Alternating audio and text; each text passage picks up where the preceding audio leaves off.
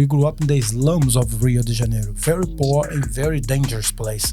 There was no running water, so every day we had to wake up in the morning and walk nearly 1 mile away to the nearest well with buckets to bring water home so we could take a shower, cook, do the dishes. A gang would take over the neighborhood, and then they would sit there for like a year or two, and then they all would die. And then another one. 3-4 months later, another gang would take. It's just on loop. Yeah. Craziest fan interaction during or after a show? She was pretty drunk, and she laid her boobs on the stage. Whoa! And my wife was right here. Oh my gosh! The outcome is going to be even better, the harder it is. So do not give up on your dream or whatever you believe because it's hard, because the harder it is, the outcome is going to be better and better.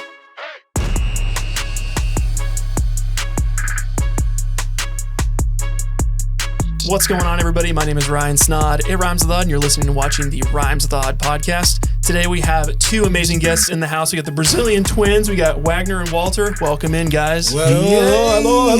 Thank you for having us. The twins in the house. Yep. The world is never going to be the same. I'm just kidding. Sure. It's just a normal interview. We've had so much fun before getting started. You guys are really loving this. So, Hosting, man. yes. No strangers to the mic, so this is great. We'll have a great conversation today. This is just part of our lifestyle, you know? The mic loves us. All right. So today we're going to be talking about your guys' career path, how you guys got where you are today. Just kind of explaining a little bit more about being professional musicians. Discipline and hard work. That's my Sure. Because I think we've had other musicians on in the past to talk about entrepreneurship, personal development, but I think your guys' story is going to be so unique and in a kind of a fun way of like how you guys got here. So I'm really excited to talk about it more. Oh, yeah. I hope you like it. Yeah. I hope you guys at home like that, too. Sure. So hold on. Do you know our story? No, just generally. I know you guys are from Brazil. You guys moved up here. That's, very, very basic. I personally know you guys because I've been to a lot of galas, nonprofit events, business conferences, and you guys are always there playing. So it's like, most recently I was at my former employer, Applied Art, when they had their 30-year anniversary dinner. It's in Urbandale. So you guys were playing that. So my son was like little. He's the one that was dancing with you guys. So if you remember that. Look at us. Yeah. Okay. So that was like 3 months ago. But anyway, you guys probably play a lot of crazy gigs. It's hard to remember everything. So, but that was my most recent interaction with you guys, and it's just been really cool to see you guys. So, Ryan, since you know who we are and you have seen our performance, tell the camera how good we are, man. Let them know. Really good. My most interesting thing was like your guys' gear, how you can just go wirelessly all over. That's so cool. Awesome? It's like usually you're like strapped down, and I was in a band in high school, and we were always like strapped in, plugged in. You can't go very far. Oh, no, it's the future, man. Yeah. It's the future. You guys, we love it. You guys be parachuting out of the helicopter and you're like, just shredding it Not out. quite there yet. One day. I like it. One day. Absolutely. So I think it'd probably be beneficial for you guys to just kind of introduce yourselves. Like when you run into someone on the street and they say, "Who are you guys?" Like, how do you guys introduce yourselves to strangers? All right. So we have quite different names because we are from Brazil, and it's weird because we are seen as pop stars, and our name do not match. So we have one of the weirdest pop stars name ever. Yeah. I am Wagner. Wagner called us. In Brazil, we say Wagner. I play the ukulele. And Wagner in Brazil is the first name. Like Yes. Wagner, first name. And I am Walter. Yes. So, Yeah. I'm Walter. My name is Walter. There is the stereotype, in America, who are the Walters? Old white dudes. Sure. Here I am. You think of like Jeff Dunham with the puppet. Yeah, the old Walter character. that's literally the stereotype. Sure. What up? Love it. And you play what instrument? Violin. Okay, cool. And do you guys only play those, or do you guys play other instruments as well? no, I play a little bit of piano. I also play quite a bit of percussion and violin too. Violin, yeah. We both start with violin, and that's about it for me. And I also produce a lot of beats in music in the side. Sure. I just play the violin. Sure. That's great. Now it's always interesting because sometimes you meet people that like they're versed in like guitar, but they can play any string instrument. Or they, you know, like when I was in high school, I learned how to play drums, like taught myself how to do it. But it's like if you go percussion side, it could be like synth. You could play drums. You could play like any like chimes, literally anything. So it's always interesting to hear that because you guys would be. I would classify you guys as like traveling professional musicians, right? You don't just stay in the Des Moines area, but you live here full time, but you guys travel, correct? As a matter of fact, we are almost never here. Yeah. We travel most of the time, and we started our career in Iowa, but then it changed pretty quick. Like Iowa was our school, and now we are out of here most of the time performing. Sure. But everything started here. We went to a school in UNI as a scholarship. We got a scholarship to study music.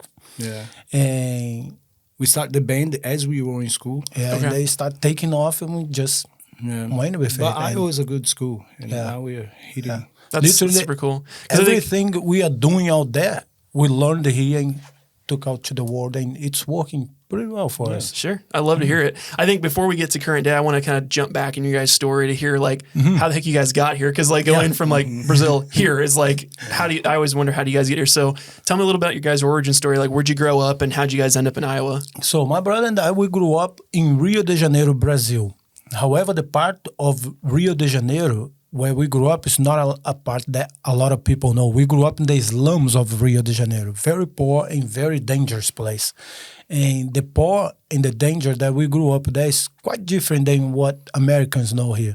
For example, the poor, we grew up in this house where there is no windows on the, no glass on the windows, and there is no running water. So every day we had to wake up in the morning and walk nearly 1 mile away to the nearest well with buckets to bring water home so we could take a shower, cook, do the dishes. And the other difference also was the dangers. It was very dangerous in a way that was very normal for us to see our friends walking up and down the street with guns all over their body, guns in the back, guns in the hips, sometimes even grenades just hanging there. It was also very normal for us to see our friends shooting at other people and also getting shot. Several times, we remember this, going to school and there would be body laying in the neighborhood like it was nothing. You just walk over and keep on going to school. Sure. What was the earliest? I mean, was it like 5, 6-year-old kids? Was it like 10-year-olds? Like how old were some of these kids when they start carrying weapons and you see some of your friends getting shot? It's getting worse now, but back then when we were kids, they would start like 15, 17, and if they made to 25, it was very lucky. They usually go around like 23, 24 years old. Yeah. And it's crazy because we spent a lot of our lives there in that neighborhood, and we saw the whole cycle. You know, there would be times where a gang would take over the neighborhood, and then they would sit there for like a year or two, and then they all would die. And then another one, 3-4 months later, another gang would take. It's just on loop. Yeah. On loop. And we see everything. And they people keep getting into the same path, and it's very weird. Yeah. Since we were like babies, we were like all friends. Like they would pull up like we were friends growing up together. And one day it happened so many times in those cycles. We'd be friends, and then this guy that grew up with us would pull up with guns and a bag full of money. Like, what are you doing? We just saw it yesterday. Yeah, it's just no, super it's weird. not gonna happen with me. So I think there is this huge, like, it's never gonna happen to me. And then boom, and then another friend would like we are seeing all of that. So that was very weird. Sure. Were you guys in like the favela type of? favela. Favelas. Were you like? Were you on the top floor or the bottom floor? Like how far out were you guys? We're right in the favela where there is a lot of action there, a lot of houses, a lot of poverty, a lot of, how do you say, my God. Looking at me like, hey, we are twins. You should know what I'm talking about. a lot of bad things happening, violence. Sure. And we were right in the middle. We lived in this house. We used to live in the garage, and then our father built the actual house later on, like 7 years later. Then our uncle built on top of us. And that's what makes a favela. People just keep on built on top of each other's house. This is actually the good part of the favela, because different than the United States culture, Brazil and other cultures in Europe, we stick with family. So if you love your mom and dad, why would you get out? You know, you have a great relationship, so that's how we keep building. It's not even much for the money, but because you could build anywhere in the favela, there isn't really a rule. So we just keep building as the family grow and building around and on top, and because it's a family and we stick together forever, no matter what. So in Brazil and other cultures, you are 40 years old and you live with your parents because they took care of you. Now you take care of them. It's just a huge, and he's like... And if you move, it's normal for you to move close also. Yeah. Because did you guys have other siblings, or is it just you guys and your family, or? Yeah, we do have other siblings. We have 2 brothers. One brother is a music teacher, and the other brother, the youngest one, makes instrument with our father, and one sister. Yeah. Okay, gotcha. So you guys are 1 or 2 of 5? Yeah. 2 of 5. That's really cool. Are you guys youngest, oldest, in the middle somewhere? We are the oldest. He's the older. Oh, he's the oldest. Yeah, but we are the oldest. Sure. Are you guys are fraternal twins or identical twins? Identical twins. Okay. Very cool. Very cool. So you were born minutes before you were born? Yeah. 3 minutes. Okay. There you go. But he acts like 3 years older, 30 years older than me. Sure. He's Whatever. Those 3 minutes were really eye-opening. Yeah. He learned a lot. Man, I've seen so much Yeah. out here. Sure. That's awesome. It's super interesting to hear like that path because you guys mentioned like the violence and stuff. Was the government able to step in and help with those things, or did the gangs like kind of help keep order in the favela neighborhood you're in? What was that structure like? Exactly. So there is this type of structure. There is this type of structure where in the favelas, and it's still happening today, and it's actually much worse than when we were growing up. But yeah, in the favelas, who rules are the gangs. So whatever happening there, they create their own laws. So the one thing about us growing up with no glass in the house was bad, but was not too bad because despite everything, nobody would get into our house to steal because then they would have to deal with the chief of the favela, and that's not good. So there was a type of peace there that you cannot find outside of the favela, because of the hierarchy, and you don't want to mess up. The favela has its own culture. It's one word. Like the politics is only in the favela, so it's very unique. Sure.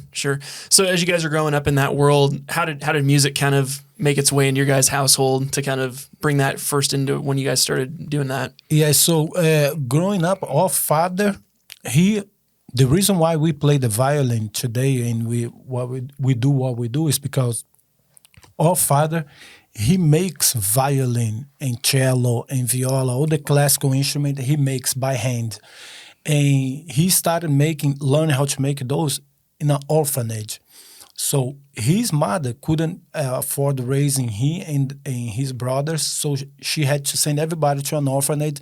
And in this orphanage, they learned different skills. And my dad gravitated towards working with wood. So he learned how to build little toys, then furniture, and then he got to the level where he learned how to make instruments. And that's why we play, because even though he makes the instruments, the interesting thing about that is that he can make the instruments, but he cannot play one note on that. Isn't that weird? That is odd. That's Even to like tune something, you'd have to like be able to Exactly. something. He cannot play a thing. It's kind of like a mechanic that cannot drive. Have you thought about that? So, and then when we reached 11 years old, he and our mom forced us to learn how to play the violin so we could give him feedback on the instrument he was making, which was a super clever idea. But then we got super good and we left the home and now he's back to zero. Yeah. There you go. That's insane though, because I think again, like the coming up process too for you guys had to be very eye-opening because I'm sure other people weren't so lucky to get out of that situation. Like you mentioned, friends that got involved in the gangs that died there, ended up going to jail if they were lucky, or maybe even made it out like you guys as well. Yeah, so what happened in that favela with the lucky and not lucky was that my brother and I started with violin, which it was horrible. We hated because in the favelas, classical music was not part of our culture. Still it was not. Yeah, and we learned the first contact with music for us was through the violin. What do violin play? Classical music, and it was so boring because we were forced to stay in the bathroom playing scales super slow for hours. And while our friends were outside playing soccer, flying kites, so it was super hard. And even when we start playing and making good sound, playing music, nobody could relate because it was classical music. So it was still hard. Yeah. And the violin itself is such a complex instrument. Like it's not an instrument that you watch a video on YouTube and then you're going to pick up and learn. Yeah. So for us at 11 years old to have discipline, like no, you're In 11 that years old. reality, Yeah. In that reality, especially everybody playing and we are there. Like so, it was really bad.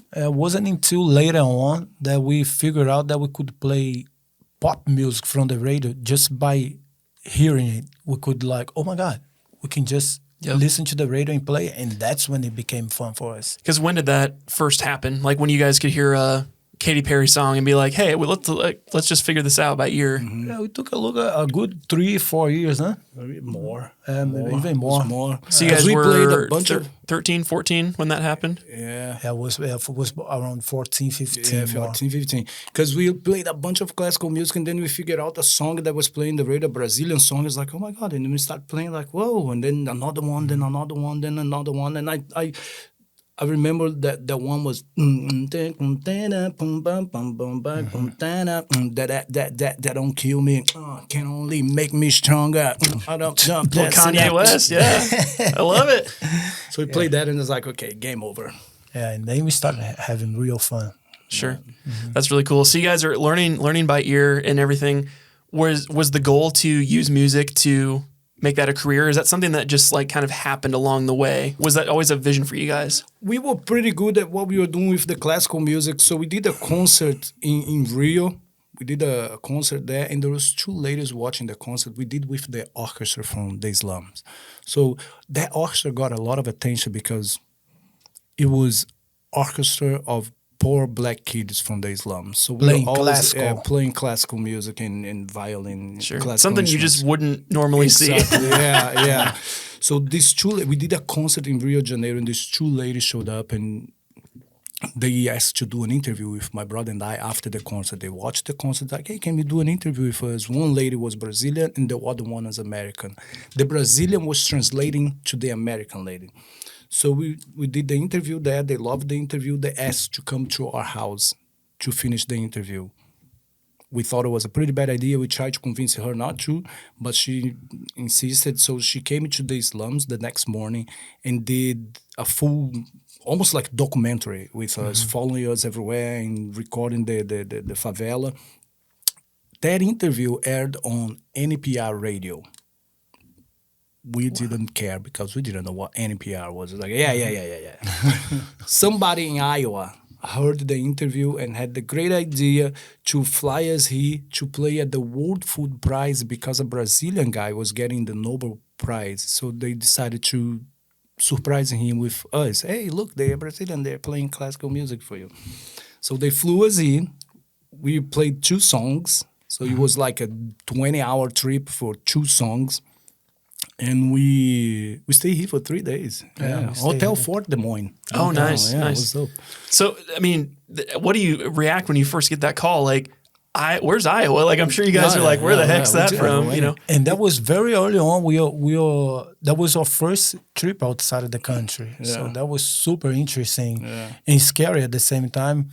But yeah, we couldn't search because we didn't have computer or internet. Cell phone. There was no cell phone. So we just came. Then we got hit with the cold because we never felt that before. Oh God! I'm sure you stepped off that plane like, that was the first cultural shock. Like, what? Yeah. Did they drop us off in Alaska by choice? Like I never felt this. So then we did, and then we got a scholarship through that song. 2 songs. The president, the former president of UNI, University of Northern Iowa, was sitting there, and the translator, Gilmara, she was sitting at the table with a bunch of people, and one of them was the president, and she didn't know, so she was just telling our story, and he's like, I think I can help the guys, and then gave us a full ride scholarship to go to UNI. That's crazy. And that's when it really like, because our idea was like, oh, dope, we got a scholarship. Let's go there, learn how to play classical music very good, get very good at it, and teach the people at home. But then as we were learning, things just start changing. We just had our first tour. Like we created a band in college, and had our first band. First band. We never played with a band. We didn't know anything about a band. It was all orchestra. So we started touring all over the country, and that was it. That's insane. So, I mean, at what point did you guys like, I mean, it seems like just went bang, bang, bang. Like you guys got discovered, someone connected you with someone in Iowa, you flew here, scholarship, now you're going to college. Like, did you just come home, pack up your stuff, or did you just stay in Iowa and just go straight into college? No, they brought us to play. We got an offer to study here, and then we went home. At the time, when he offered us the scholarship, we were like, this is not going to go anywhere. We didn't believe it was like, it's too good to be true.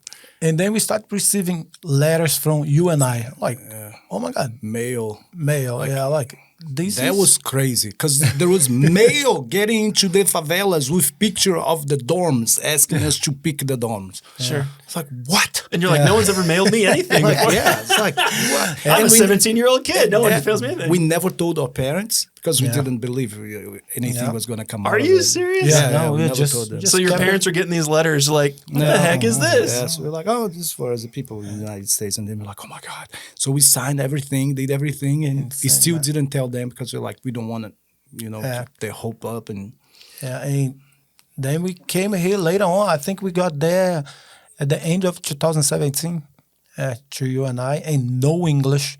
Zero English. That's great. What's your guys' primary language? Language in Brazil, we speak Portuguese. Portuguese, okay. Yeah. And they just dropped us on campus. This is your room. That was What a culture shock. Like trying to understand everything. Like we didn't know if the college campus was one building or all the other buildings. It was just a mess. We've never been to a college campus, even in Brazil. We never had a key. They dropped us. Here's the keys. Like these are the keys for your room. Like, wait, what? We got keys because our house didn't have glass. The windows. Yeah, you don't barely have to any lock doors. We door. don't lock the doors. Like nobody's gonna come in, and there is no windows. Like people can just jump there. And you're waiting for like the gang leader of the campus to like protect your house. Okay. There's no one with guns here. So that was super weird. It was super weird. And figure thing is, we got in so much trouble trying to learn the language. Yeah, we learned super fun. there. Yeah, it was super cool. Sure. Did you guys have to do like a language onboarding as a part of college? Did you have to go to like find someone to teach you how to speak it? So college had this program to teach English for foreigners. And so we did what? 1 year of it? A year and a half. CIP. You're good. Yeah, that was it. That was like boom. And then college class. Yeah, that's so it came insane. straight from English. In the English class, this is crazy, guys. Think about it. We had no idea. We're like, oh yeah, we're taking English when we get there. Okay, we're cool. What we didn't know was that when we were in the English class, the teachers, none of the teachers spoke Portuguese. So we couldn't even tell them like, hey, I don't understand this. Yeah. It was literally like, we went to class and they was like, hey,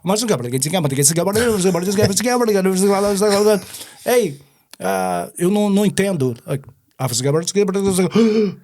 so we were like alone, and she was just like, blah, blah, blah, blah, blah. So we would look at the first month. people. We would just look at the other student. Like they changed the page, we would change the page. They would go back with the page, we would go back. Like we had no clue, and it was like, blah, blah, blah, blah, blah, like, wow. Did you guys ever think like at that point like? Or we bit off way too much. Let's just go home. Like, we did. Yeah, we were like, waiting this for is them. not gonna work. So my idea, because I've always been like a lot of countries, I don't know, I think it has changed a little bit, but a lot of countries were crazy about United States, and we were crazy about coming to the United States and learning English and all of that. So our idea was like, there is no way this is gonna work. they're gonna kick us out probably in a week or a month. Let's learn as much English as we can because they will kick us out of here. Like there is no way. So I was like, he got faster than me. yeah. I was shy, but yeah, it was like a process to learn the culture, the language, and we had a lot of fun. The amount of troubles we got in just because of the language barrier. It was funny, it was super awesome. funny. When you first got here, what was your favorite thing about being here, and then your least favorite thing about being here compared to Brazil? Oh, there was no least. There is We no- loved everything. was magical. Yeah. United States at that time was just something that one saw on TV. Yeah. We only saw through movies like Home Alone and all. Like it was all on TV. American Pie. Yeah, Oh, nice. Good culture integration. Yeah, like, Where's all the hot naked It's like, people? I We want to are live here. their life. Where are the parties? Yeah, so we were here. Like there was zero negative. Yeah, we were no, just let's go. Cloud nine. Just, Yeah. It was incredible. Enjoy Every day every- for the longest time. Yeah, we would get out of the dorm like zero English, go to Walmart, and it was incredible. Yeah. Sure. We got a gift card once, a lady, because we were super poor, and the news ran out. People knew we were poor, and this lady was taking care of us there, and like watching for us, and she gave us a gift card. Celeste. Yeah, Celeste Bembry, her Celeste name. Bembry. She gave us a gift card, and we didn't understand what a gift card was. We had never seen a gift card before. But what we understand through her was that the gift card was a card that Had money in it. we could do anything with it. It was like, what? Yep. So we got the bus, went to Hy-Vee, and we packed. It was the first time in our lives doing groceries alone. Alone. Oh, So yeah. we you bought- should see the cart. Oh, it looked like we had kids at home. Like, the amount of sugar. yeah, that like cart was massive incredible. cereal bags, and so we bought a lot of stuff that we had never eaten before, but we've seen on TV. So we bought yogurt. Remember The amount of like yogurt and chocolate, Coca-Cola. Yeah, Coca-Cola. Time to pay. It was a huge mess, huge line behind us because at that time also we didn't have the self-checkout. Time to pay. We gave the lady the card. Pass all the thing. Pass. Yeah, passed. Time to pay. Boom. Our cart full of groceries. Pay. Oh no, that was what? Yeah. Just Later on, we realized it was an Old Navy gift card. like, wait, what? You cannot buy food? Because for us, that card would work anywhere. But it was an We Old didn't Navy. even know what Old Navy was. Yeah, like, we had what no is idea. Old Navy? Yeah, so it was later on. We're like, oh, that's what happened that You're day. at the store, you're at the mall, and you're like, oh, Yeah, I get the yeah. logos match Like, up. We just told the lady, hang on just a little bit. Let me run to the car real quick. We never went back there. Yeah, we just ran like there is something went wrong. This card's not working.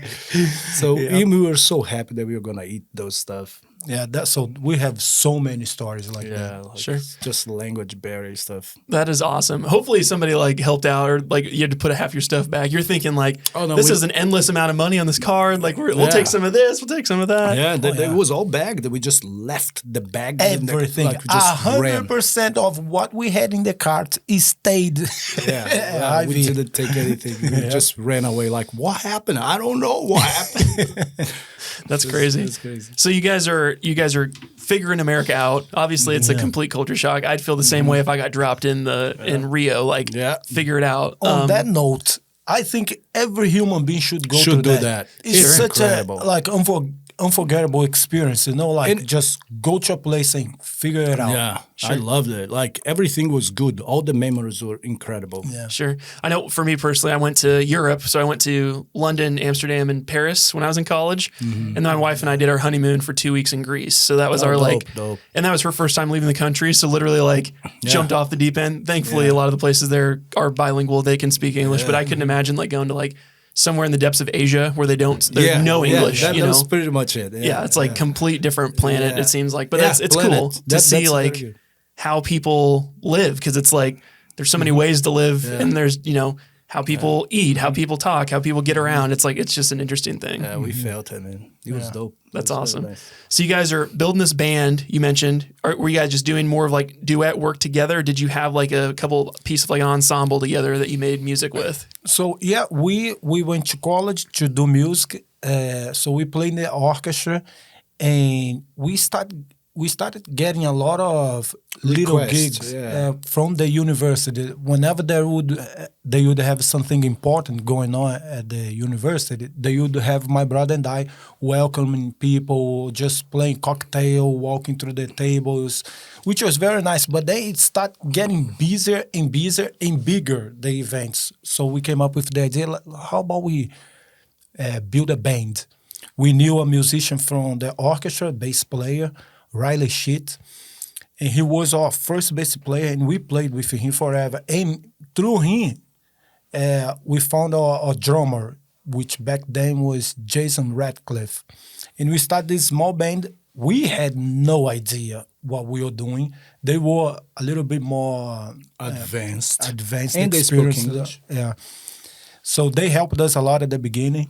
And we started there like learning these other words, which was the band life, you know, like plugging in instrument, microphones. We never had to use this stuff because we were playing classical. Sure. So building a set with pop music, that's how we used to cover pop music back then. And yeah, you just start out of nowhere and start getting gigs here and there. And we played our first bar show That was in incredible. Cedar Falls. It was just amazing. We just knock on the door, hey, I have a band. We'd love to play here. And the guy gave us a Wednesday. We did pretty well selling tickets. And then he gave us a Thursday. And then a Friday. And then you got an 11 there. Any weekends. Saturdays only, baby. It was awesome. It was awesome. It was nice. like such a nice learning curve for us, you know, like getting a hang of that word we knew nothing about. So it was super fun too. Well, as you guys were learning English, did reading and singing music, did that help you understand English a little bit more too? As like, okay, we've been singing the words, but we don't really know what it means. And then it's like, oh, this is a love song. Like, now I get it. Now I can like feel it. Or it's like, oh, this is a song about like happiness. Like, now I get it. You For know? a long time, there were songs that we were singing that we didn't know what it meant. Sure. Like, okay, one song was Linkin Park and Jay-Z. There was a lot of word in that song that I had no idea what it was. Sure. Yeah, But we learned and we sang and we didn't care. Sure. It's super interesting too, because it's like that, it's all kind of like coming together. Because I mean, your band obviously was probably a bunch of like white Iowan dudes or whatever. Like, did they help you kind of again figure out more of the language barrier? Or were you guys like playing and it's wrong and you're like cussing them out in Portuguese, but they don't understand what the hell you're saying? I think they're upset with me on that one. We were lucky because the guys were awesome. We had so much fun with those guys. So we were all on the same page. Yeah, we were on the same because they understood that our English was weak, especially the time we started was very weak. Like, and they were super nice about it. They would make a lot of fun of us because of our English, which was awesome. We came together. There was a brotherhood for sure with the first group. But yeah, super interesting. Now going back is like, wow, thinking about that. Sure. So you guys were playing for the college, probably for free in the beginning. Do you guys remember when you got your first paid gig? It was like $100, $5. Like, what was college was giving us check. No, but it was like nice. $100 a gig. Sure. 70, 100. And then like you can take this money to Hy-Vee and pay for Yeah, groceries. so is that real money? What's up with this money here, man? They were doing like checks. You're like, well, now we got to make sure we pay attention in accounting class because now I need to know how to not burn through this. So that's pretty crazy. It was hilarious. In terms of when you guys were starting, what were some of those like music influences for you guys? Was it just stuff you heard on the radio? Were there like musicians that you'd hear and you're like, we want to do more of that? The influences started in Brazil. Yeah. So when I was very, very young, I was crazy about Michael Jackson, Whitney Houston. Again, the whole American dream that we like, we look up to America so much. And I was crazy about it. I loved Michael Jackson, everything about it. The look, the dance, the voice, the concerts. I was like, I wanted that. And then Backstreet Boys came in the game. Right.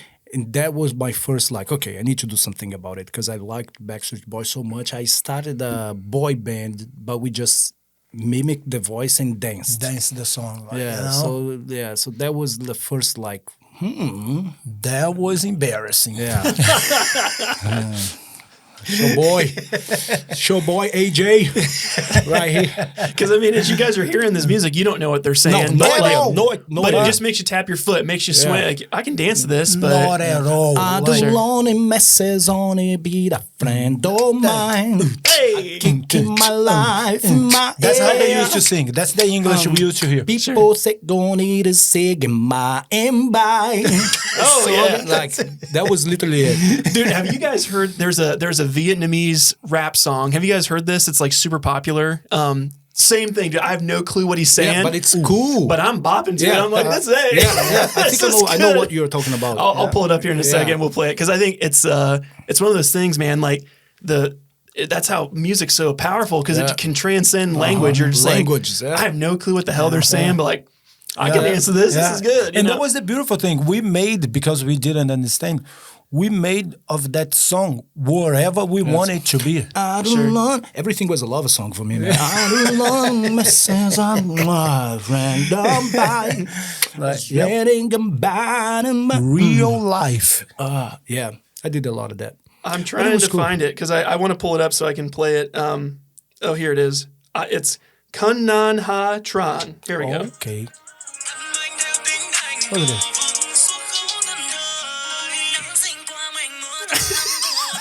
Isn't that cute? It's like a club song. Yeah. My buddies and I, like, for whatever reason, whenever we play video games, we'll always like come on the mic and start playing that song. It's like the walkout song. I'm like, I got no clue what he's saying. Sing it. Yep. But I'm all about it. That's great.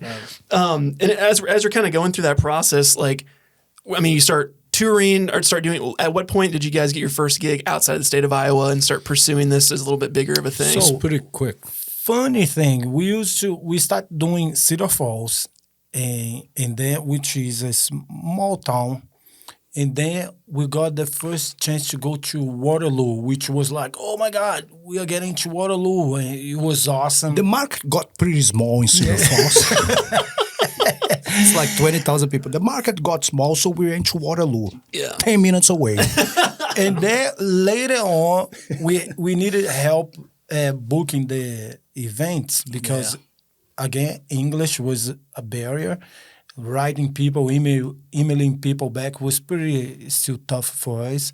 So we hired our friend TC. We hired. Yes, we invited him to help us. Hey, we need help booking stuff. Paul, you would be awesome. We met this guy. When we first got to UNI, we met him in a bar. Yeah. Again, English barrier. We got in the bar and wow, dance. And then this big guy came to us. And it was a mess. We didn't speak like, English. And then he's like, it took a while. He was asking us to buy drinks for him. Like, this was such a cultural shock because it was like, I think he wants, because he was handing us money, asking to buy drink. And I remember the drink was Jägerbun. And he was like, buy this for me. And we were like, he was pushing the money on us. It was like, why don't you buy? And then we were like, I think he wants to rob us because we came from that reality. This guy wants to rob us. This is a scam. I was like, but he's giving us money. What type of technique? America's weird. Yeah. Because you guys have drinking age. We don't. Yeah. And he was super big and like, okay, why? Because he was underage. Gotcha. Yeah, he was underage, but we never got it. It's like, why don't you buy your own drink? Like, why do I have to buy it? I think he wants to steal us. He wants to rob us. Sure. And then we're like, oh, let's buy the drink. And if anything, if you are a cop watching this and you want to know where he lives, I can give you the address. So we bought the drink, and then he just grabbed the drink and drank. I was like, what's the catch here? What's going on? Like, sure. And we already what are they? We mess them up. Like, if there is any robbery, we are gonna mess them up because whatever. Look, okay, and nothing. And then we start dancing and got to know him and became friends. And every weekend we would buy him the Jägerbomb. 2008, and we have been friends and working together since then. Because he's your guys' band manager now. Yeah, he's our manager. He's always been. I mean, he just needed someone to buy him a drink when he was a that minor. was it. It's like, And here we are. until today, we are buying him drinks. There you go. That is awesome. So when he came into the group, we are talking about playing in different places, and we start getting out of Cedar Falls, and then we went to Waterloo, and then we came to Des Moines, which was insane. Coming to Des Moines First trip to Des Moines was like, wow, we did a video. There is a video of us, how to say, like on the roads. like, oh, we are touring here, we are living. Des Moines is 2 hours away. Taking the craziest journey, and it's just like through cornfields all the way here. Literally that. We recorded the whole, there is a video. I don't know if it's on YouTube, but it was. Like, oh, you're going to Des Moines. You guys are listening to like Rascal Flatts. Life is a highway. Oh man, we are making it. So and then after that, we did a showcase to do college. This gig in Des Moines, who got us was my mother-in-law today. Since then, my mother-in-law hooked us up with the gig. Okay. Chris Maggard, shout out here. Hey, let's go. Look at us now. Same place. Live in Des Moines. Saturdays only. So and then we got him on the team, start doing bigger stuff, still in Ohio, and then we applied to play in colleges, and we had to do a showcase, our first showcase ever. I think, where were we? Atlanta. Went to Atlanta to do a showcase to play in college. And after 15 minutes on the stage, we got the most booked band, and we traveled all over the country in a minivan. We were like Texas, everywhere. Florida, everywhere. Sure. You name it. How many did you guys book in that one 35. time? Wow. Okay. So we were like, and it was almost like one in each state. So it was just... They weren't even close. They just strained you over the freaking... It was insane. Bouncing And at the time, we didn't care. It's a tour. Let's go. Full band. Yeah. Sure. Full band. You're like, thank you, Cleveland. You're like, you're in Washington State. Damn it. My bad.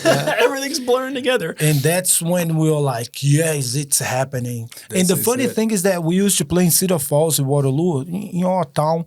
And every night after the show, we all, guys, we got to get out of here. Tomorrow we have to go to New York. And people would laugh. There was nothing booked. We only played in town. Sure. But for the longest time, we kind of, in a way, kept putting that out there. And now we are getting the chance, not now, it's been a while now, we are getting the chance to go to all the places we used to fantasize about playing. Sure. We hate it. Sure. No, we like it. That's funny because then you're like, we're actually going to New York tomorrow. Yeah. Like everyone's like, haha, no, seriously, we're going. like, We've done like New York and then boom, Los Angeles and then boom, go back across like the coast. like Insane. Sure. Yeah. So this was like 15 years ago, and you guys graduated college and just kept doing it. Did you guys ever work like a full-time job, or has music always been the thing since you graduated? We worked in college, but we never graduated. Oh, nice. Nice. We never graduated. You're playing the graduation ceremony, be like, don't got my robe on. Truth is out. The truth is out. Only here you're gonna find the truth. Did you guys, did you make it to senior year, or did you guys drop out before? And you were like, we're doing music full time? We only had 1 year left. So here's what happened for everybody watching here. The graduation thing was like this. We were going for music education. That was our major. We got at the point that we were doing the field work. Yeah, we were following teachers and, and going to schools and everything. Right? Watching the teachers, helping the teachers teach. And I asked the teacher once, that was what made my decision, like, Mr. Hall, incredible human being. We loved him, and he also liked us a lot. And we're like, Mr. Hall, what time do you get here? And he said, I get here around 8 a.m., 7 a.m. 7 a.m. Yeah, 7 a.m. What time do you leave? Because we were noticing that. And he was like, it depends, like 10 p.m., 9 p.m. It's like, that's it. I cannot do that. Because we already touring. We had discovered what we wanted. The tour, the stage, the whole like the responsibility, people, of selling tickets. We loved that life, so it was very quick for us. Like, we are not going to be locked in a school. And the funny part is now we do both, because we tour, play, and we also do motivational speaking. for students, high school, even and companies too. Yeah.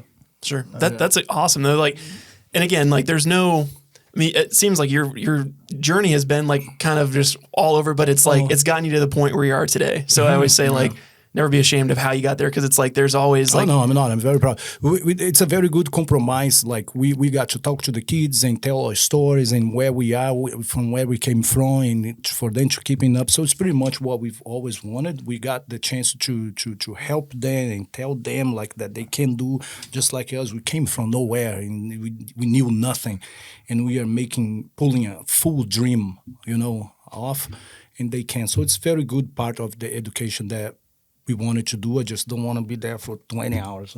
Sure. No, that makes total sense. I think it's interesting too, like the piece of it that ties it together is once you saw what you wanted in the field, like we want to do this, but I got to go to this area. Like in my profession, like in video production, I have a lot of friends that did film school. It's the same thing. It's like they're wanting to go do these like lectures and whatever. And like, well, I'm like doing work outside of school, and like, that's what I want to do. So why would I, so then I know people that have dropped out of film school, same thing. It's like, I want to do the thing that I'm doing right now. So I'm just going to keep doing that thing because it's going to get me there. And for what we are doing, right, we learned a lot because we were just like 1 year left to graduate. But with that tour, the 35, you got us super busy, and we are doing tour and midterm and final term. It's like, you know what, we already know what we want. You don't need a degree to be a musician. You're a musician. Sure. So we just like, okay. And we told the president of you and I, we had a meeting because we were very close all the time. We would talk. Yeah. And once we went there, like, hey, this is the idea. We've seen it, seen it, we learned it, we found ourselves, and that's what I think college played its purpose. We found who we are, and what we want to be, and where we want to get. So college did that for us, and we were very thankful, and we just... See, and they were super kind about it. He was very proud. Very Our proud. Teachers also. Everybody. College will be here when you are done. If you our decide teachers, to go back. they follow us until today. They come to the show, Dr. Valentine. Our teachers, they come to the show. They are very proud when we go back. That, oh my God, I see you guys are everywhere. Sure. So it's very nice. That is really cool. Through that whole process, did you guys ever go home in that process, or have you stayed in the States since then? Have you gone back to Brazil? Oh yeah, we did. We went home like, I have been home a total of 3-4 times now, but I went a long time without going home. 10 years. 10 years without going home. Because of diverse things that happened. Life just happened to me. But yeah, it was around that now. Once a year. We used to go, but we didn't have a band when we went. Yeah. Oh, okay. So you went back to Rio then by yourself. More than me. Yeah. That was probably one of the first times you guys have been separated for a long time. It was traveling amazing. Alone. He was traveling alone. It was weird. It's like, oh my God, how do I go to Brazil? Well, and you guys have been like together like your whole life. So it's like you literally went to the States together, went to college together, doing your business together. Yeah. How was that when you guys first got separated for that first time? Well, when it first happened was okay because we were true together. Yeah. We were working like crazy, traveling a lot, and everybody needed a break from everything, because we were literally like non-sleeping. Yeah. And then we took a break. He went to Brazil, which came in such a good time, because of the breaking. He went to Brazil. It was actually fine. It was fine. We both have wives, so they was not too bad. It helps that you guys don't have to live together anymore. You can have your own respective families and do that type of thing. Yeah, we live close, but different places. Sure. That's super interesting. We're going to take a pause here. We're going to do a thing called the lightning round. I wanted to brief you guys on this before, but you wanted to go in blind. Let's go. So we're going to take a pause in your story. I'm going to ask you guys some quick questions, whatever comes to mind. It can be a short story, a one-word answer, whatever you want. So I'll just introduce or say it to both of you guys. Whoever wants to speak up can. Hardest instrument to play between the two of you guys. Which one plays the harder instrument to learn or understand? Me. Violin. Okay. And you can play violin as well, right? I can, but not as well as him because it's been a while since I dropped the violin. Truly, I got so good at that. He gave up, man. He had no chance. Wow. Just blew him away. Craziest fan interaction during or after a show. Like someone that's come up to you after a show or during a show that you're like, this is crazy. Yeah, we had the fainting. That was weird. Yeah. Somebody fainted in our show, and we were like, "Wow, like let's go!" It's happening. Yeah. And the other one flashed the. She didn't flash. She was dancing. She was pretty drunk, and she laid her boobs on the stage. Whoa. And my wife was right here. Oh my gosh. And I was like, what do I do? Do I grab it? Do I? She's like, no.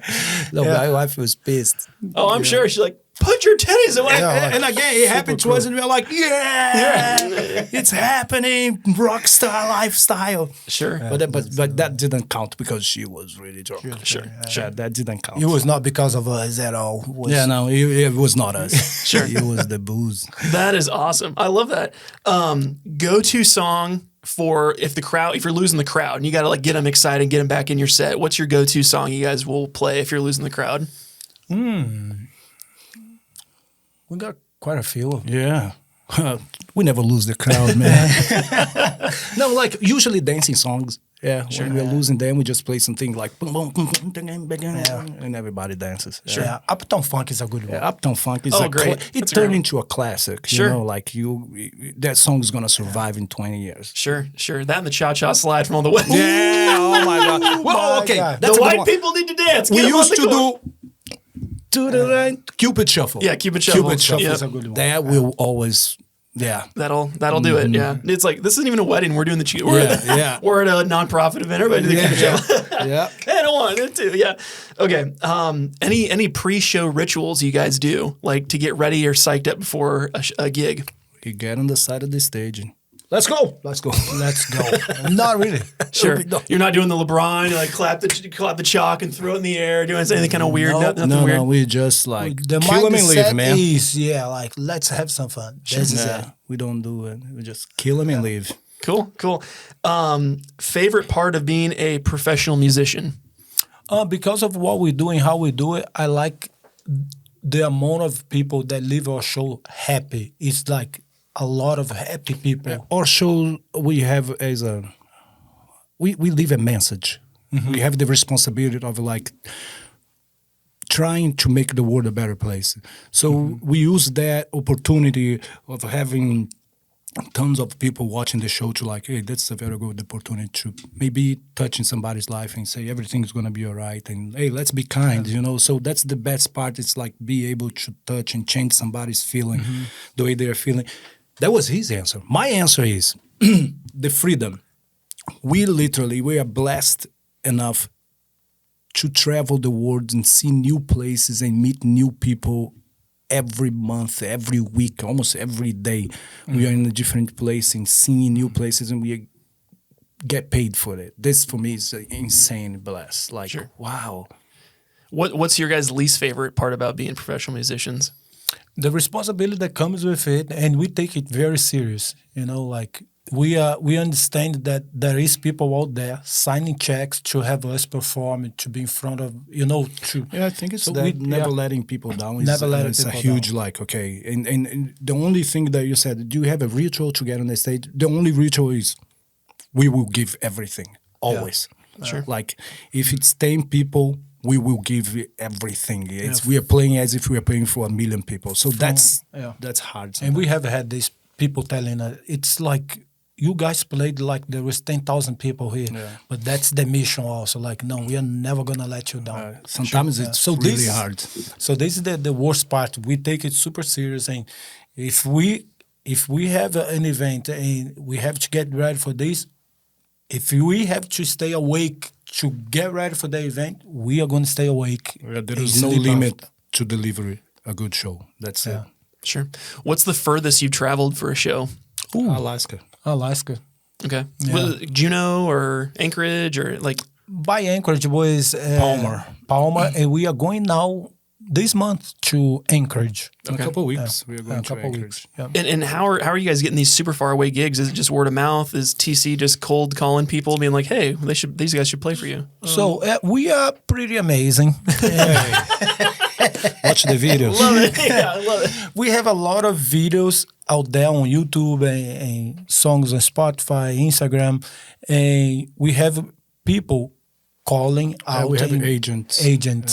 So a combination of a good team and a good material have been help us. So like the agents give the call and then they watch the material and oh my God, so it's a mix of both. Sure. Shout out to our agents out there, Kevin, Bridget, TC, who else? There is a big group. The Alaska was a cold call from Bridget. She called them, hey, if you guys do not have these guys in your event, you're doing something wrong. And then they watch the video. Oh my God. Yeah. Sure. And then we got you guys had to have a really thick coat when you got off that plane. Oh my God. The first time we went in August, it's beautiful summer, sure. like 70s. summer, it was gorgeous. We didn't see any snow. Now that's the first time we are going March, and that's scary. Yeah, little bit of like maybe pack a stocking cap. That's gonna be it. I had a client of mine that went there in the summer. There's some time with the solar stuff where it's daytime all day, 24 hours of sun. They had to like black out the curtains and wear an eye mask and like try to pretend like it's nighttime because you're like you just stay awake because you're like well, it's daytime. Like and they flips and it's night. The whole time. Super crazy. Yeah, that's pretty wild. What's the biggest show that you've ever done in terms of like 1,000 people, 10,000 people? Like, what's the biggest size? Brazil, man. Yeah, we have done a show in Brazil that was pretty crazy. Impressive. That one was the stage alone. The stage was so huge. We were so far from each other. We were like, to fill up the stage. Yeah, it was super crazy. Because it was just you two, so you just spread out. Like it was the band, and we were everybody because the stage was so big. We were so far from everybody. Like it was that one was the first time that I was like, oh my God, like got afraid because we usually don't get afraid. Sure. Just like how many people were it? It was like a big festival or something like that where you guys were just on a stage where there were just people everywhere. It was at the beach, the city anniversary. So the city was celebrating 400 years. Huh? Yeah, something like that. And right at the beach, and people just show up. Yeah. So there's like a sea of people, and we were opening for somebody very famous. Yeah, so that was amazing. Sure, that's awesome. I think that concludes my lightning round. So you guys can take a breath now. It's a little lighter there. In terms of like you mentioned, you guys had a band. Now, are you guys just doing the two of you together? Like, what was the process like, and why did that happen? So to keep a band together, it's a tough logistics. Job. Logistics to get 4 people to the same place and rehearse and travel, and they have their own lives, So it's pretty tough to keep a band functioning. We did it for a long time, the band, like.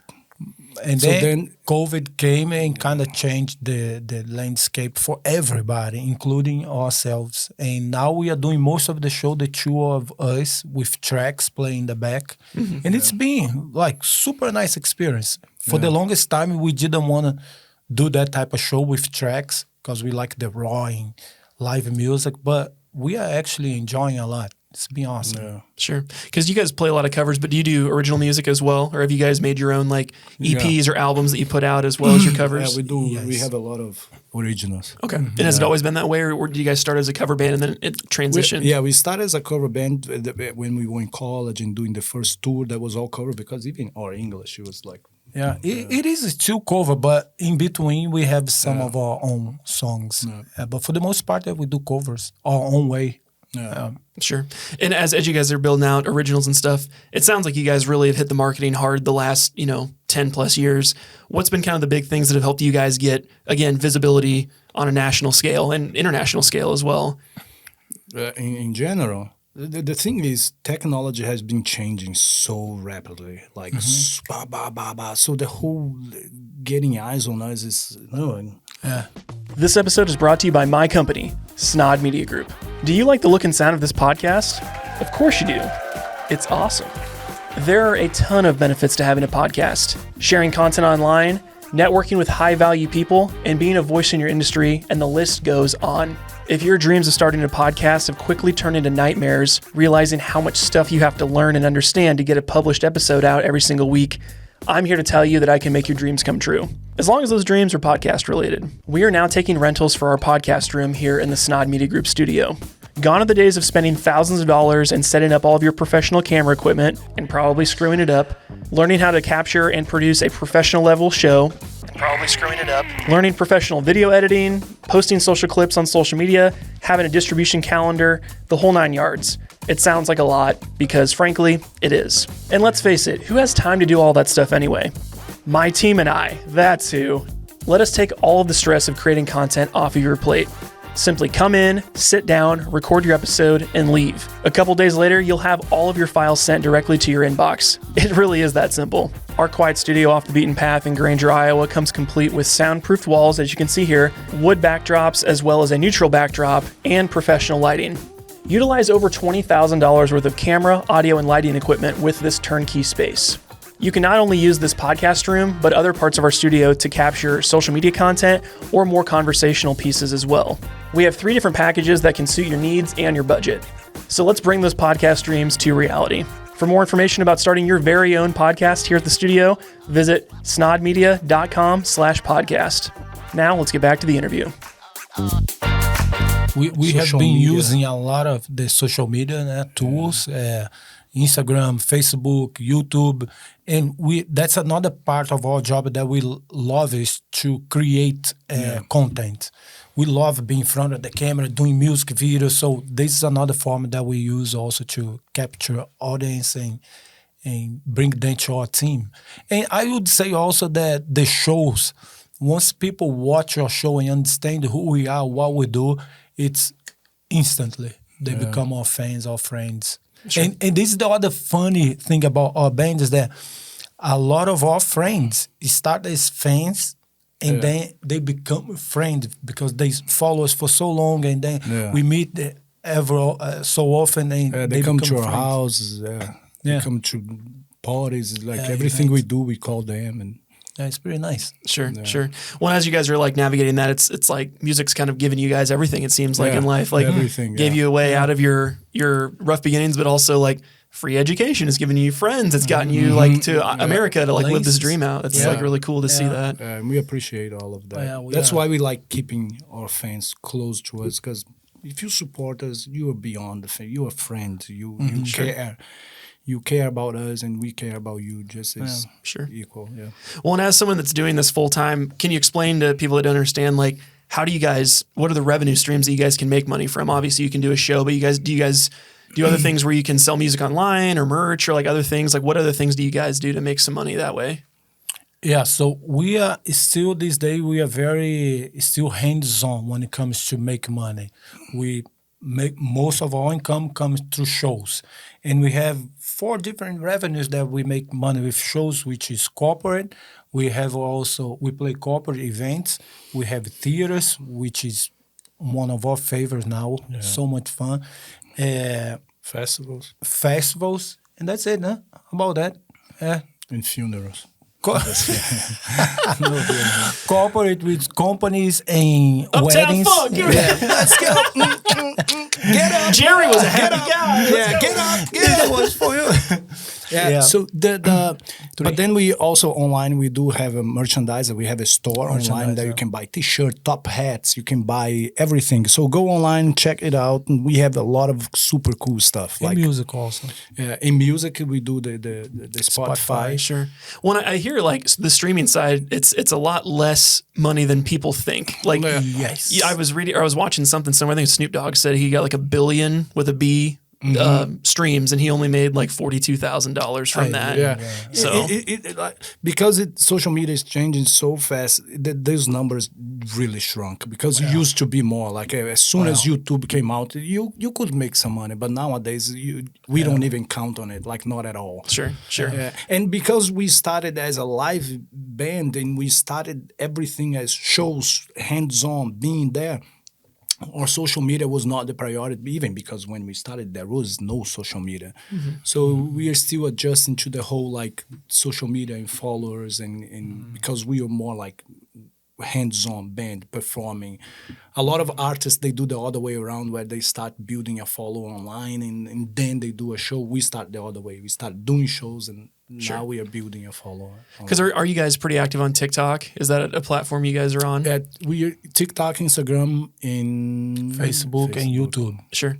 Because I know, especially like you said, those new up and coming artists, like TikTok's the number one thing because people, you go viral and then, you start booking people from that, where it's like your guys' virality came from the right person heard you play. They give you a shot. They got you here. The right college president heard you play. It's like, I think it's really interesting because so many people push like, I need 1 million views on this video.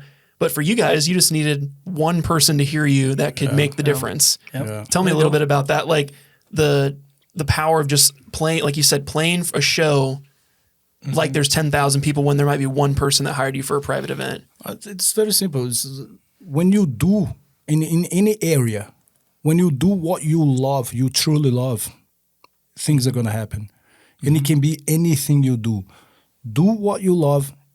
Do not worry. Things are going to happen. It's going to come to you.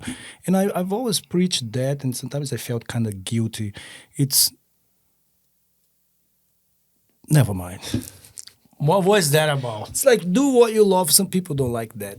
But because when you do what you love, you don't have a job. You never work a day in your life. Because we were doing what we love.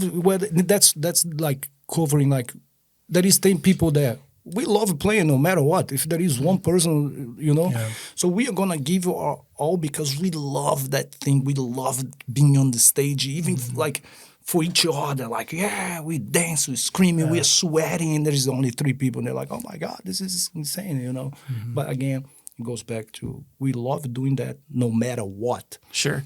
Well, and I've been at live concerts where like I've come for a headliner, but the opener was so much a better entertainer because they were playing like everyone was there for them. Yeah. And they're like, thank you, Des Moines. And you're like, okay. But then like the headliner comes out and they're flat because they're like, it's Iowa State Fair. It's like little compared to what they're used to, and you're underwhelmed. And it sucks to leave a concert being like, geez, the headliner was not that good. But that little local band, like they won it. And it's like hungry. Hungry. And you can feel the energy. And I think that's such a unique experience where that's why people go to a concert. If they like your music, they could buy a CD or whatever, get it on iTunes, whatever. But when you go, you want to like connect with the band. Feel the exchange energy, of energy, like everybody's in the same page, and that's what I like. That's the magic. Getting people, it's always a challenge. By the way, it's very hard. I think what we do is like comedians. My God, can you imagine you have a mic and you're telling jokes? Sure. That is so hard. That is so hard. And I think we have a little bit of that. So that challenge also fuels us up. Like, we got to impress these people. Let's see what we got. Well, and for you guys, stage presence, are there comedians or people other bands that you look to for inspiration that like their crowd work's incredible or they can command attention? Like, are there people that you have seen live or that you follow online that have been kind of influences for that? No. Not that I can think of. We like a lot of comedians. Yeah, we watch a lot of stand-up comedy, but like not just that I'm like, because we like it. Yeah, but like for example, the reason I think about Michael Jackson was like, I think it's a perfect example, man. The guy would just show up and he was Michael Jackson no matter what, no matter where. Sure. First of all, the look. The look was always there. He never showed up wearing jeans and T-shirt. He did, but it was cool anyway.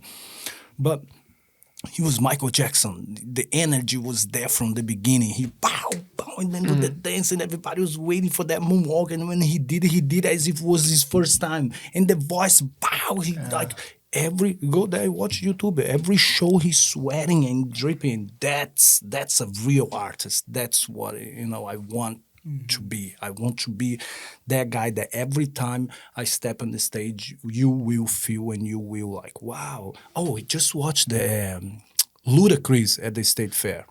I was there. That was impressive because I felt that it was Ludacris. He's been doing that forever, and I felt like it was his first time on the show. That's great. It was amazing. It was it's so easy. Like you said, State Fair is a great example of like, it's just a bunch of drunk hicks from Iowa. Like, I'm just going to kind of just skate by. But again, if you take that seriously, like you said, treat every show like it's your first show or your biggest show, because you just never know. Don't get me wrong.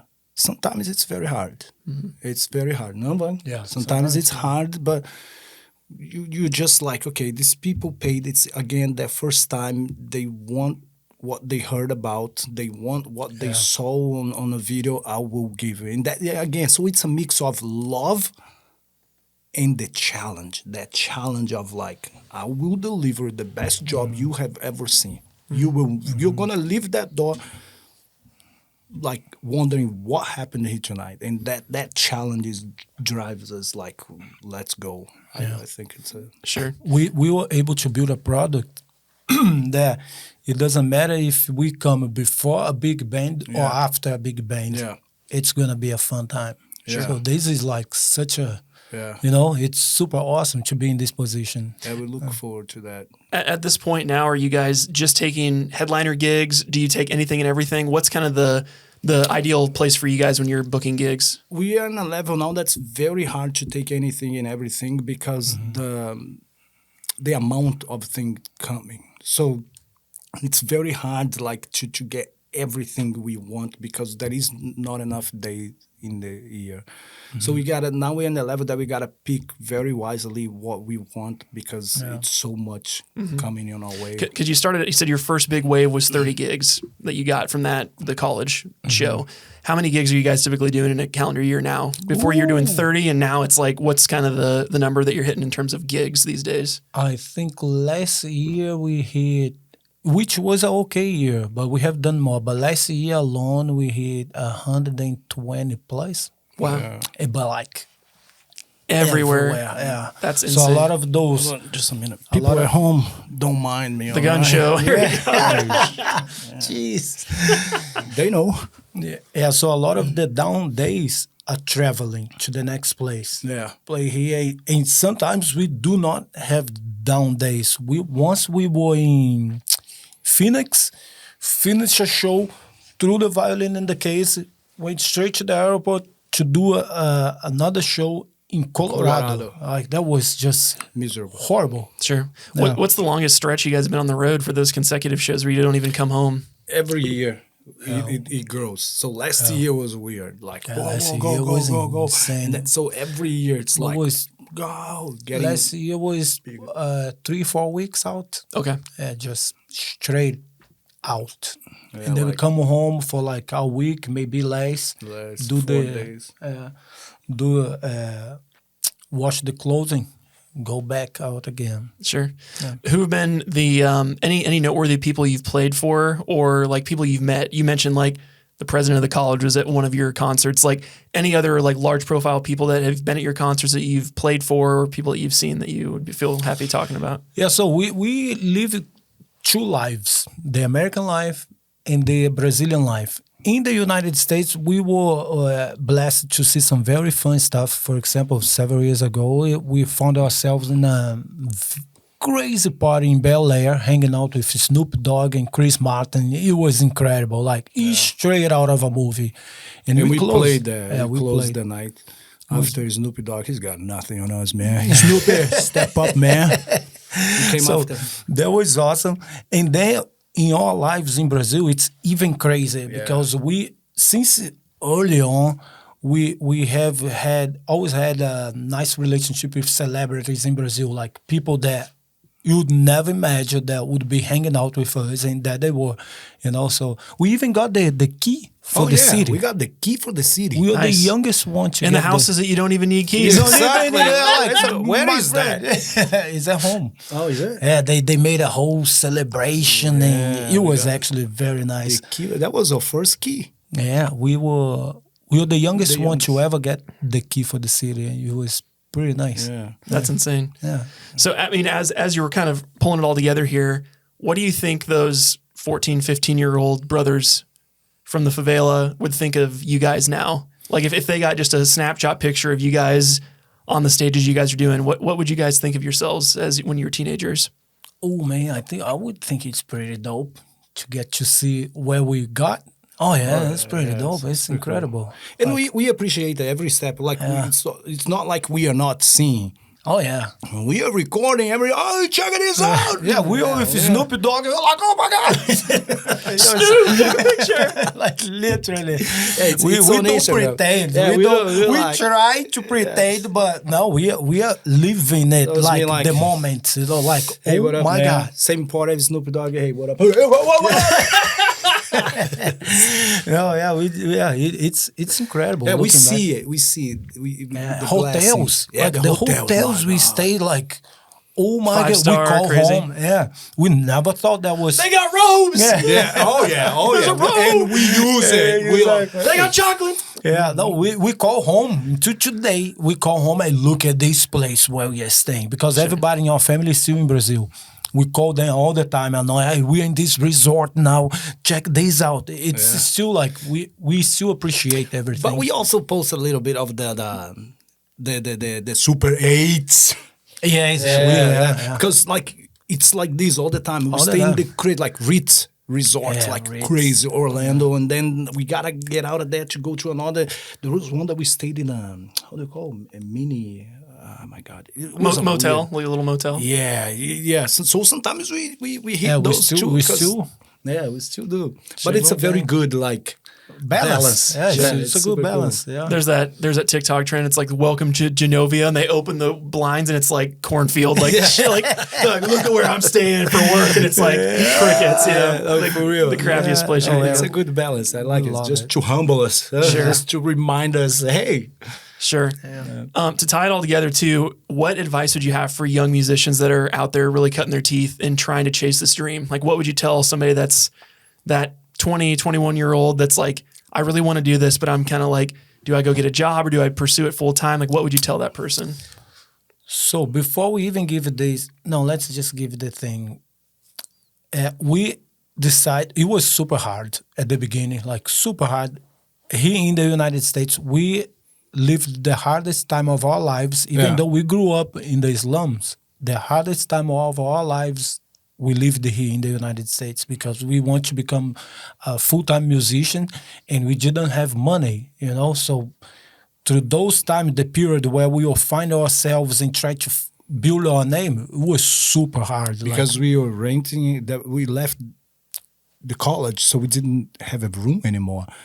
So we had to rent. Now, how do we rent? There is no money. So we it was and super I tough. met my wife a long time ago, and there was always that like, hey, you need to find a job because it's not working. It's like I always had that in my mind. At the time I'm working for something that's not gonna add anything for my life, there is people making my dream come true. Like while I'm working, there is people rehearsing to do a show or calling these people to get that show that should be mine. So I always had that in mind, like, but then there was a time that was like, okay, it's getting weird. I gave in.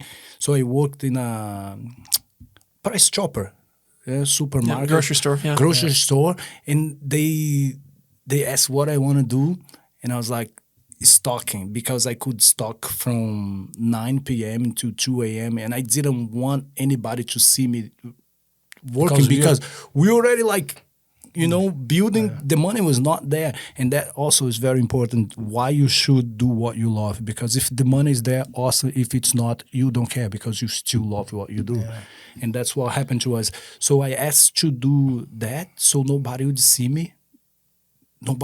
I don't want anybody to see the betweens, you know, It'd kill your egos, right? Yeah, it's like, and they wouldn't find the if they saw us, that was the mindset back then. If they saw us stalking, they would crash the illusion. perception, the illusion perception of, of, like, he's a pop star, but like, wait a minute. You must go like fake it till you make it almost. a little bit. Me running was tough. scanning groceries, that would be weird. Yeah, We got a show tonight. Coupon for that. Hey, follow us on Instagram.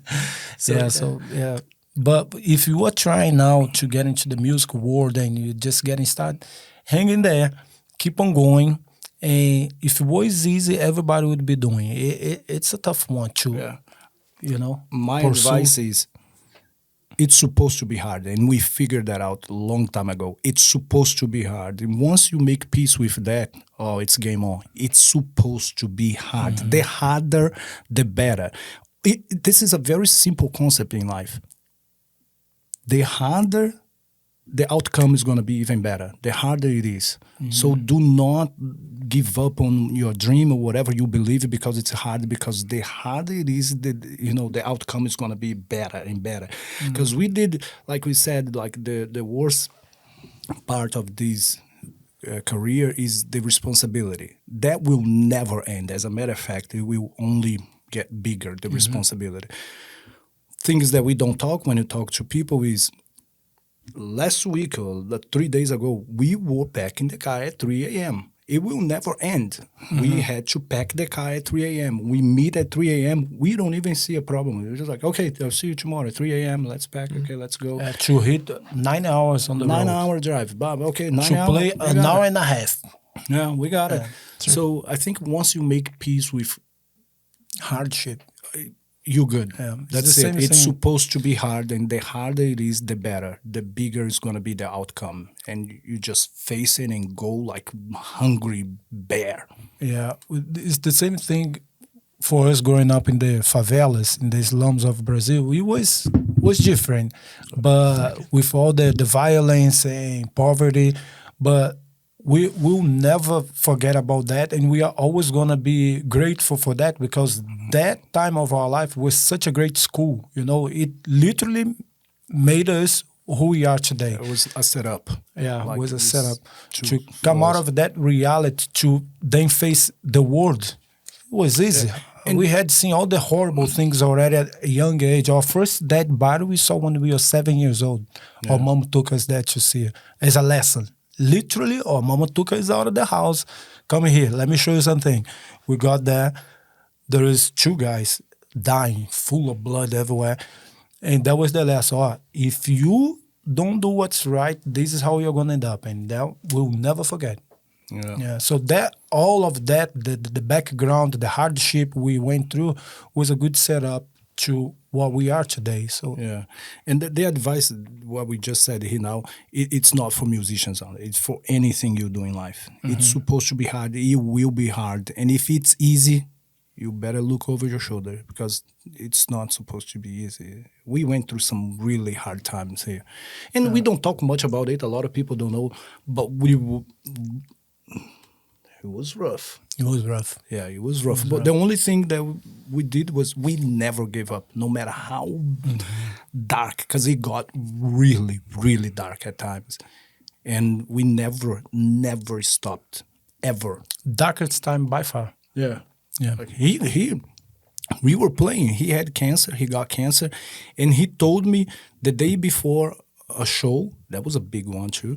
And 80-35. yeah, That's a big one. Yeah, and on the stage, we were like, let's go. You ready? Yeah, let's destroy it. Let's deliver and we delivered like it was incredible. It was incredible. And he just discovered that we were the only one that knew that he had cancer. Sure. And we were on the stage like there was no tomorrow. Like we were playing, like giving everything. So I think this is the secret. Don't ever, no matter what you're doing, it's not for musicians, it's for anybody. It's supposed to get crazy dark. It's supposed to get weird. And if you find yourself there, relax. It's part of the process. Yeah. Don't freak out. Yeah, we never did. We never freaked out. We never once. Never freaked out. We knew what we wanted and we stuck with it. Yep. And I think if you do the research, anybody today did the same. Everybody. Michael Jackson, Michael Jordan, Ryan Kevin Gosling. Hart. Ryan Gosling. I'm sorry, Ryan. I don't like him very much. Sometimes I think he's a little arrogant. Hey, Ryan, nothing against you, man, because I know he's gonna be saying this. But I was kind of weird with Ryan love you, Gosling. Ryan. No, I was kind of weird with Ryan. But man, I watched the video of Ryan telling his journey. Oh my God, the respect. I respect you like, those things that he does, that they have to do, the tests. Yeah, the tests. Oh my God, his journey. It's a journey, yeah. Like, It's a journey. It was rough. So now I really respect him, and it's everybody. We see Michael Jackson on the stage, we think, oh my God, that's awesome. No, it was weird too. It was hard. It's always hard. Well, and as you guys were navigating this whole experience together, do you think either of you could have done it by yourselves? Or do you feel like you had to lean on each other in those moments to get through some of those hardships? I would probably have done faster, but I had to wait. I was gonna say that as I would be much bigger. I wish he was not here. It'd be great. Oh man, I don't know, man. I think we are both dreamers. I think like we've always been dreamers, and what happened to us is the dynamic is just perfect. Yeah. He is the personality wise. He is always the more intelligent. the front man. He likes the attention, and I'm more the calculus. I like to sit in the back and pay attention what's happening, and, so it's such a great balance, So while he's in the back monitoring the band, I'm just that. Hey, baby, talk to you. Hey, you too. Hey, yeah. You put your titty on the stage. What is Don't show my this? wife. I literally called you. What? Look. Yeah. Boobs. That was so weird. You're like, America's an odd place. I love America. That's awesome. So, I mean, to tie it all together here, I mean, if people want to learn more about you guys, book you guys to come out and play for them, where can they learn more about you and find all your stuff? Yeah, so we have a website with quite a bit of our story and background there at betwins.com, wins.com. So yeah, there you can learn everything. We have links for the social media, YouTube, Instagram, Facebook. On the website is the easiest way to learn about us. Sure. Well, I love having you guys on so much. We'll put all your links to everything in the description box below. Thank you so much for taking time out of your day to come be on the show and be another guest on the podcast. Oh, thank you for having us, my friend. Yeah, I appreciate it. Absolutely. Thank you so much. Absolutely. That was awesome. Well, if you guys made it this far, you guys know what to do. Hit that subscribe button. Make sure to follow along with these guys on social media. And we'll see you in the next video. My name's Ryan Snaadt at Rhymes with Odd, and we're out. Peace. Yes. Thank you so much for watching yet another episode of the Rhymes with Odd podcast. We really do appreciate your support. If you could give us a 5-star review on Apple iTunes, that makes a world of difference, guys. Also, if you're tuning in on YouTube or Spotify, make sure to subscribe so you don't miss another episode, and check us out on social media. Also, if you'd like to inquire more about our services here at Snaadt Media Group or learn about doing your own podcast for your own business, you can find us at snaadmedia.com. We'll see you in the next episode. Peace.